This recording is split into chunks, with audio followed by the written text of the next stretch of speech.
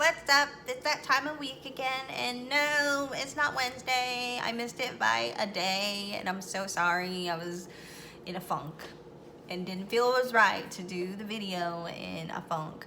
I feel better now.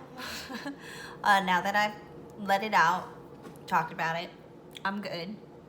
Now the last video that I did with a topic was favoritism. And I challenged y'all to do this this challenge where you take your strength or what you really enjoy and what the person you don't have a connection with or the kid you don't have a connection with, take their strength, what they really like and really enjoy, and mold it. Now I decided to do that, and it was with my stepdaughter. Once again, if you don't know the whole story, you can go and check it out after this video. We don't have a very strong connection, and what I did, it didn't really quite work out the way I thought it was going to work out. Probably should have better planned it. I had like 2 weeks, but I thought this was totally going to work, because she likes coloring. I like coloring. So I took her shopping to go get a coloring book. Of course, we got other things, but we got the coloring book that she wanted, which was this one. We got it at Walmart.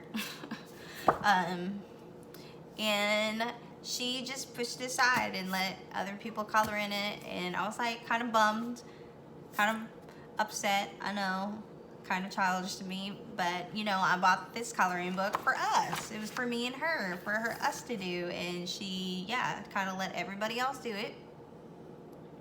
And then she wanted to do it finally, eventually, after her twin brother and my youngest were coloring in it. It was like, ooh, okay, now I want to turn.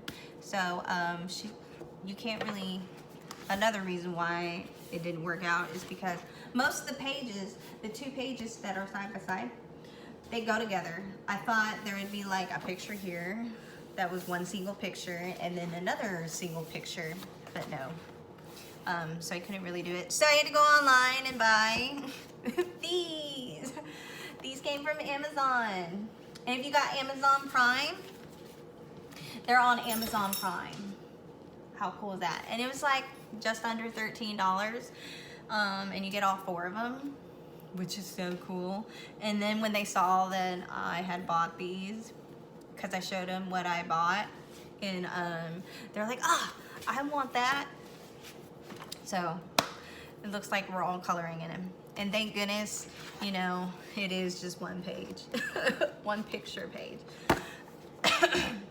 Now, back to what I wanted to talk about this week, which is, yes, a very sensitive, touchy subject. And here's why I want to talk about it. It seems that we only talk about school shootings when it happens. When it happens, it's the only time we talk about it. It's not talked about, I want to say, a little bit after it's happened. And it's definitely not talked about before it happens. And why is it important to talk about it? Well, it's important to talk about it is because it can happen at any time. There's not one person that can predict when it's going to happen again. Not one person. Except for the person who is actually doing the school shooting. But we cannot all predict when it's going to happen again. And I think if we talked about it more and we all came to an understanding and the same page and the same plan, the same drill, I think it would all prevent a lot of people getting hurt, a lot of people being confused, and parents worried, and teachers freaking out because they don't know where the kid is and where one of their students are, because oh my god, I sent him to the bathroom or I sent him here and I don't know where that kid is. He might be caught in the middle of it. So nobody knows, not everybody's on the same page of the drill that they have planned. And not only do I think us as parents and teachers, us adults should be talking about it, but students should be talking about it, because some students might be too scared to admit to their parents that they're terrified, especially if it's happened near them. And I know that some of them are probably thinking, oh my God, what if we're next? Last year alone, in the school year, by the end of the school year, there was 99 people hurt or killed. 26 of them were students. And it's a scary number. That's more than 25%. Just 25%. Just over it, shall I say. And it's a scary thought. Now, after the Parkland, Florida shooting, there was threat after threat after threat. And threats are just as bad as school shootings. Because you don't know, once again, if it's really actually going to happen. Whether it be a threat or somebody just walked in and had it all planned and did it, it's still something we should all be aware of. Because school shouldn't be a place where you're scared. It should be a place where there's always knowing that there's a system, there's a drill. I mean, they do drills for fires, they do drills for hurricanes, they do drills for tornadoes or whatever. There needs to start being like a drill for this. And not only the community as a whole be in on it as well. Because there's some schools that are plotted right in the middle of a neighborhood and it's going on. Parents should be in on it. Teachers, not just teachers, facility, like people all in the facility, but parents and the neighborhood that is around them. But everybody should be on the same page because it happens. Now, another thing I wanted to talk about is how to talk to your kids about school shootings. Because it doesn't all just have to do with having a plan, but it's also the seriousness of it when it comes to kids. Now, their brain is not fully developed. Teenagers especially have their brain takes on the most change in your life. When you were a teenager, your brain was going through the most drastic change. And that's why teenagers, they do things unrationally. Like it's not rational to them. So, and then I know there's younger where, they're learning things and whatnot, but it's better to teach them now and then I don't want to say like when they're kindergartens. You know how I said the age, did I say the age? Did I ask? I don't remember. But the best age to tell them, I can't tell you that because every child matures differently at a different age. Every child has a different emotional state. Now, my 16-year-old, he's sensitive, but not emotional. My 11-year-old is emotional and sensitive. Now, my kindergartner, he is just a complete mama's boy. He's the baby. He's like, yes. So, but I'm not going to tell him. I can't tell my kindergarten. Is there a way to tell a kindergarten without telling him? Sure, there is. But me personally, I'm not ready or prepared to tell them or tell him, the youngest one, of it happening. But I do think that I should tell my kid, now that I'm thinking about it, I do think I should tell my kindergarten, hey, if there's something that's going on at school, whether it be a fire or a hurricane or whatever it is, and it seems like you need to follow your teacher, no matter if it's like something bad, follow her. Do it. Don't question it. Don't say but, just do it, because that would be my kid. Be like, but, I want to play this. That would be my kid. It would totally be it.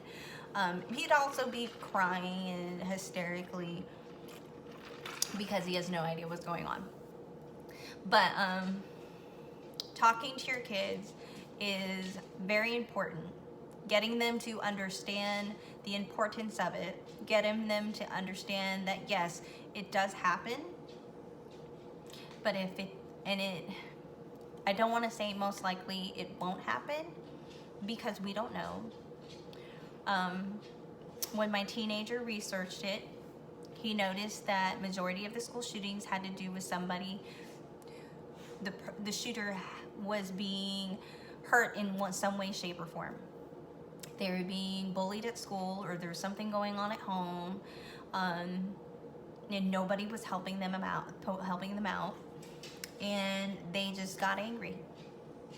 And that is why I talk to them and say, hey, you could be that one person to change it before it happens by being nice and being kind no matter what. Who cares if, no offense, and I know it's easier said than done, who cares if you're gonna get made fun of? You're helping somebody out. You're forming a chain reaction. You be kind, that person's gonna be kind. Simple as that. And that's what I tell them all the time. Now, how do you tell them?